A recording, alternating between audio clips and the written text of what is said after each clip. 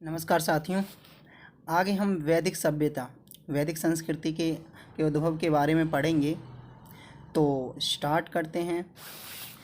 वैदिक शब्द वेद से बना है। वेद का अर्थ है ज्ञान। वैदिक संस्कृति के निर्माता आर्य थे। वैदिक संस्कृति में आर्य शब्द का अर्थ श्रेष्ठ, उत्तम, अभिजात्य, कुलीन तथा उत्कृष्ट होता है।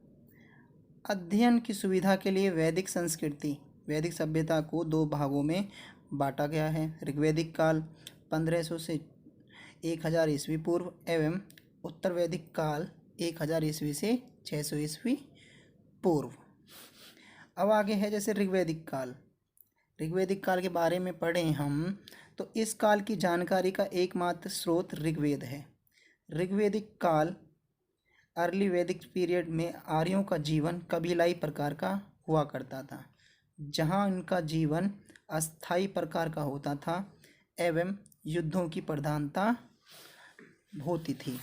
अगर हम वैदिक सभ्यता, वैदिक संस्कृति की बात करें तो भारतीय इतिहास में 1500 ईस्वी पूर्व से 600 ईस्वी पूर्व तक के काल की वैदिक सभ्यता की संज्ञा दी जाती है।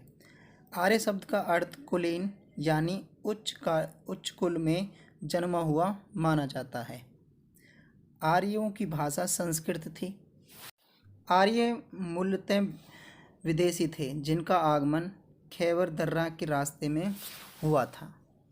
वैदिक सभ्यता को दो कालखंड में बांटा जाता है, जिसके बारे में हम डिटेल में पढ़ेंगे। तो पहले मैंने बताया था कि ऋग्वैदिक काल जो 1500 ईस्वी पूर्व से 1000 ईस्वी पूर्व है। तो इसमें क्या है कि इस कालखंड को ऋग्वैदिक काल कहा जाता है, जिसमें सबसे प्राचीन तथा सबसे बड़ा वेद ऋग्वेद की रचना हुई थी। तो ऋग्वेद की रचना कहाँ पर, किस में हुई थी? ऋग्वैदिक काल में, 1500 ईस्वी पूर्व से 1000 ईस्वी पूर्व में। आगे है कि परिवार का जो मुखिया होता है वो कौन, उसे क्या कहते हैं?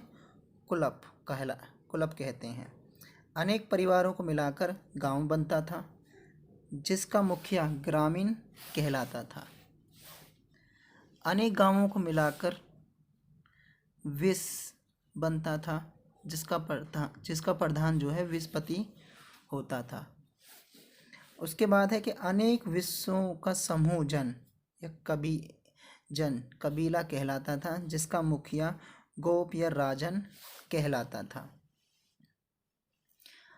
आर्य मुख्यतः ग्रामीण हुआ करते थे तथा गाय सबसे मूल्यवान वस्तु हुआ करती थी। ऋग्वैदिक काल में इंद्र जो है प्रमुख देवता और अन्य जो है अग्नि और सोम थे। अब है हमारा उत्तर वैदिक काल, जो कि 1000 ईस्वी से 600 ईस्वी पूर्व के मध्य है। इस काल में सामवेद, अथर्ववेद और यजुर्वेद की रचना हुई है। इस काल में सर्वप्रथम लोहे का प्रयोग हुआ था। किसमें हुआ था भाई? ये उत्तर वैदिक काल में सर्वप्रथम लोहे का प्रयोग हुआ था। इस युग में विशेष प्रकार के बर्तन बनाए जाते थे, जिन्हें धूसर, मृत भांड, पेंटेड ग्रे वायर PGVW कहा जाता है। इस काल के प्रमुख देवता प्रजापति थे। सृष्टि के निर्माता को सर्वोच्च स्थान प्राप्त हो गया था। शूद्रों के देवता पूषण थे। शूद्रों के देवता कौन थे? पूषण। आगे हम वेदों के बारे में डिटेल से पढ़ेंगे। तो जो वेद हैं हमारे 4 होते हैं: ऋग्वेद, यजुर्वेद, सामवेद और अथर्ववेद। तो सबसे पहले हम ऋग्वेद के बारे में डिटेल से पढ़ेंगे कि ऋग्वेद में 10 मंडल, 108 सूक्त, 1028 श्लोक और 10,600 मंत्र संकलित होते हैं। इसमें देवताओं की प्रार्थनाओं का संकलन होता है। ऋग्वेद में प्रातःकाल गाया जाने वाला गायत्री मंत्र का उल्लेख मिलता है। ऋग्वेद का पाठ करने वाले ब्राह्मण को होता कहा जाता है। ऋग्वेद का उपवेद आयुर्वेद है, जिसके जो रचयिता हैं वो हैं धन्वंतरी और कौशिकीय और ऐत्रेय इसके प्रमुख उपनिषद हैं। और जो प्रसिद्ध वाक्य जो है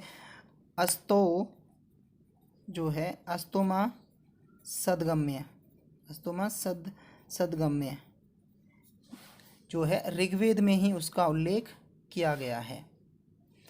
नंबर 2 है यजुर्वेद।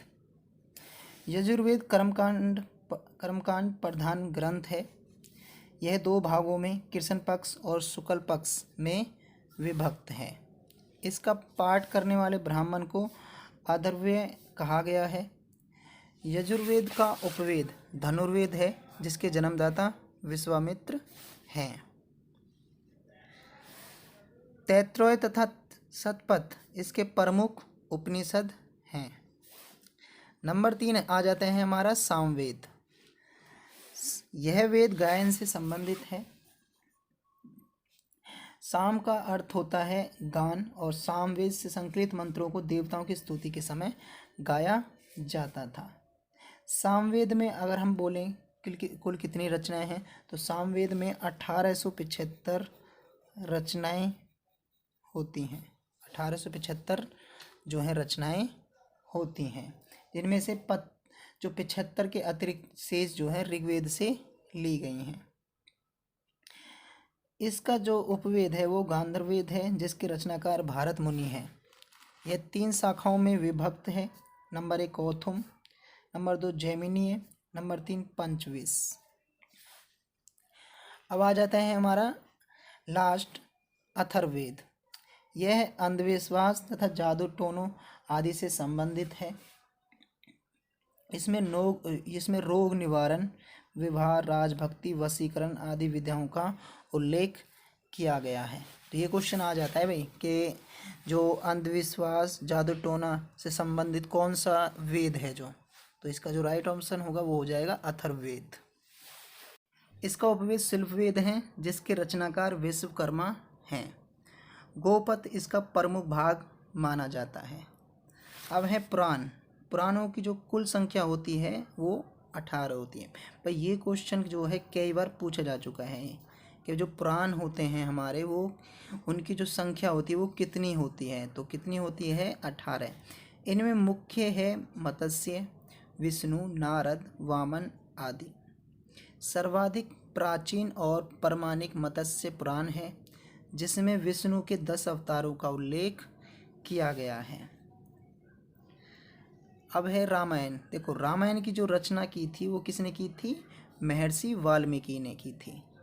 इससे यजुर्वेदी सहस्त्री संहिता भी कहा जाता है। उसके बाद है महाभारत। इसकी जो रचना की थी वो की थी महर्षि व्यास ने। ठीक है, महाभारत विश्व का सबसे बड़ा महाकाव्य है। ये क्वेश्चन आ जाता है भाई कि विश्व का जो सबसे बड़ा महाकाव्य है वो कौन सा है? महाभारत। ठीक है, और महाभारत को किस और नाम से जाना जाता है? तो ये भाई याद कर लेना। ये एक तो जय संहिता, ये क्वेश्चन आया हुआ है महाभारत का को किस और नाम से जाना जाता है, तो कौन सा है? जय संहिता। और सतसहस्त्री संहिता के नाम से भी जाना जाता है। सबसे प्राचीन स्मृति मनुस्मृति, जिसके 8 प्रकार के विवाहों का वर्णन किया गया है, दर्शन में हैं। और इधर क्या है उनके प्रवर्तक? जैसे सांख्य है तो इसके जो प्रवर्तक हैं वो हैं कपिल, और योग हैं, योग के प्रवर्तक हैं पतंजलि। न्याय के हैं प्रवर्तक गौतम, और पूर्व मीमांसा जिसके जो हैं जनक हैं वो हैं जैमिनी, और उत्तर मीमांसा जिसके जनक हैं बाद नारायण। आगे है हमारा ब्राह्मण ग्रंथ। यज्ञों एवं कर्मकांडों के विधान एवं इनकी क्रियाओं को भलीभांति समझने के लिए नवीन ब्राह्मण ग्रंथ की रचना हुई है। अब है आरण्यक। आरण्यकों में दार्शनिक और रहस्यात्मक विषयों जैसे आत्मा, मृत्यु, जीवन आदि का वर्णन किया हुआ है। इन ग्रंथों को आरण्यक इसलिए कहा गया है क्योंकि इन ग्रंथों को आरण्यक अर्थात वन में पढ़ा जाता था। तो ये क्वेश्चन आ सकता है भाई कि ग्रंथों को आरण्यक क्यों कहा जाता है? क्योंकि इनको जो है वन में पढ़ा जाता था। अथर्ववेद का कोई आरण्यक ग्रंथ नहीं है। आगे है उपनिषद। उपनिषद का शाब्दिक अर्थ होता है समीप बैठना, अर्थात ब्रह्मा विद्या को प्राप्त करने के लिए गुरु के समीप बैठना। इस प्रकार उपनिषद एक ऐसा रहस्य ज्ञान है जिसे गुरु के सहयोग से ही समझा जा सकता है। उपनिषद है वे जो है वैदिक साहित्य के अंतिम भाग हैं, इसलिए इन्हें वेदांत भी कहा जाता है। तो देखो ये क्वेश्चन बन सकता है हमारा कि जो है वेदांत, इनमें से वेदांत किसको कहा जाता है? किसको कहा जाता है? उपनिषद को। इनकी कुल संख्या 108 होती है। उपनिषदों की कुल संख्या कितनी होती है? 108 होती है, जिनमें से प्रमुख जो है 12 उपनिषद हैं। भारत का प्रसिद्ध राष्ट्रीय आदर्श वाक्य सत्यमेव जयते मुंडकोपनिषद से ही लिया गया है और तत्व एवं असि नामक दार्शनिक अवधारणा छांदोग्य उपनिषद से लिया गया है। आगे है वेदांग। वेदों के अर्थ को अच्छी तरह से समझने में वेदांग सहायक होते हैं। इसमें कम शब्दों में अधिक तथ्य रखने का प्रयास किया गया है।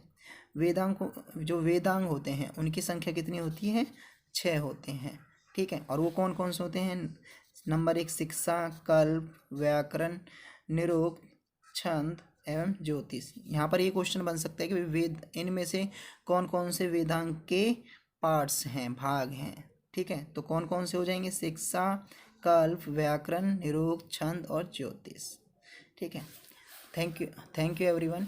वीडियो अच्छी लगे तो चैनल को सब्सक्राइब जरूर कर लें।